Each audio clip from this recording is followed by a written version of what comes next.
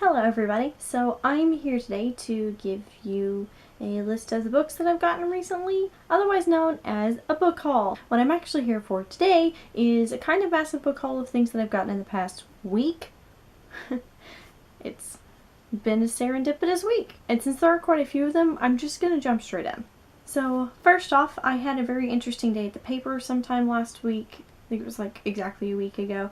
And so on the way home to cheer myself up, I decided to get some books. Now I did get bargain books, so that made me feel less guilty about the spending of the money portion of this program, but still really exciting. So here's the first one. A Tale for the Time Being, which is very much kind of a message on a bottle kind of story, except it has to deal with the tsunami that happened in Japan in 2011, I think. And I'm really trying to read a little bit more diversely this year, which is a bandwagon everybody seems to be on, but I definitely have to read the kind of same certain stories for my classes that I teach all the time. So I'm trying to expand, and this seems really, really good. And I hear good things. So this is Twilight, and the author's name I can never pronounce correctly ever, but he tends to focus a lot on the Holocaust. And I've been a sucker for anything involving World War II literature since I was very young, so it's not surprising that I gravitated towards this. It says it won the Nobel Peace Prize. I have no idea if that's true, or if it just means that at some point he has won the Nobel Peace Prize. Marketing of books is a little interesting. But still, it's a relatively short book. It's just going to be pretty dense in terms of dealing with the kind of emotional nature of the material, so I'm still really excited to read it. The Other Typist, because it's about somebody who basically types up confessions, and that's fascinating. I've heard pretty good things about this, and I found it again as a bargain book, and I just put it on my to-read list on Goodreads, and I thought that was serendipitous, so I picked it up. And I finally got my copy of The Star Won't Go Out, which is the story of Esther Earl, who of course we definitely celebrate every year of GeekyCon, and we love and remember her as much as possible. So I definitely had a copy of this on hand, and it's beautiful, and it's a beautiful book, and it makes me cry, but it's still a really good thing to own, and I'm really excited about it. I also ordered a couple of things online recently, including The Whole Stupid Way We Are. It's by N. Griffin, and I have no idea what the N stands for, and I'm going into this book fairly blindly. I read a couple of really good reviews on it that were kind of vague about what the book was about, and I kind of like that, so I'm choosing not to know too much about it, but it seems like it's supposed to be really good. This is the other thing I picked up online. It's the Veganomicon, because I'm trying to incorporate more dishes that have more exciting versions of vegetables in them. And my best friend's family is vegan, so I thought it would be time to do some good research.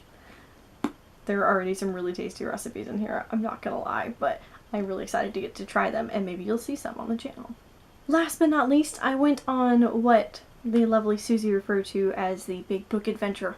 And Susie and I went book shopping this past weekend, and had dinner, Tex-Mex, listened to music, the whole 9 yards. Basically, it was a lot of book shopping. Susie and I are both really big into bargain book shopping as well, so we definitely did mostly that, so keep that in mind when we're going through these. Her book haul is really awesome too, so if you didn't see a picture of that, you should definitely look on her Instagram. I'll put a link to that in the description.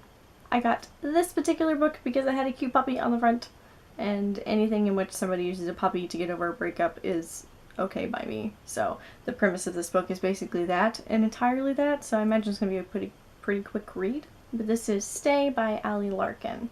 The God of Small Things, because it's beautiful, and it feels beautiful, which is weird, but it feels really nice, especially for a paperback. Quite frankly, I don't know too much about this book, and I kind of like that, but the things that I do know are that it's set in India, and it's written beautifully, and honestly, that's enough for me. So, I'm excited for it. The Gods of Gotham by Lindsay Fay. And yes, I did have to look at it because I had never heard of this before. It's about an Irish cop in the year that the New York City Police Department was formed. And I'm a sucker for anybody Irish that pops up pretty much in any story, so that was gonna win.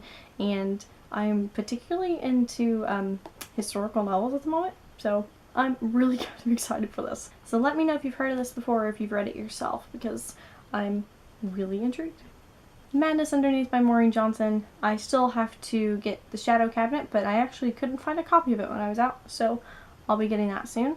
And I've read The Madness Underneath, but I read an advanced reader's copy of it, so I bought my own copy because I hear the ending is a little bit different than it was in the advanced reader's copy. So I'm gonna reread this, and then, of course, immediately get the Shadow Cabinet. So just assume I'm gonna have it on my shelf like sometime in the next week.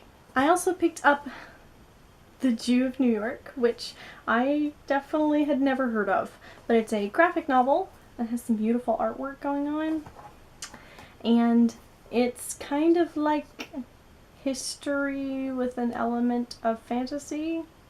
Yeah, did I mention I was into World War II literature? Because this is kind of in that same time period, and I don't read a lot of graphic novels, so if you put an element of history in it, I'm kind of a sucker. That or classic literary references. I love The League of Extraordinary Gentlemen. And last but not least, Susie actually picked me up this copy of Peter Pan. And I know that you're aware at this point of how much I like Peter Pan, considering I just recommended everybody to read it like a few days ago. But this one's particularly pretty, and it has the edges that we like really well. I mean, just look. Isn't it pretty?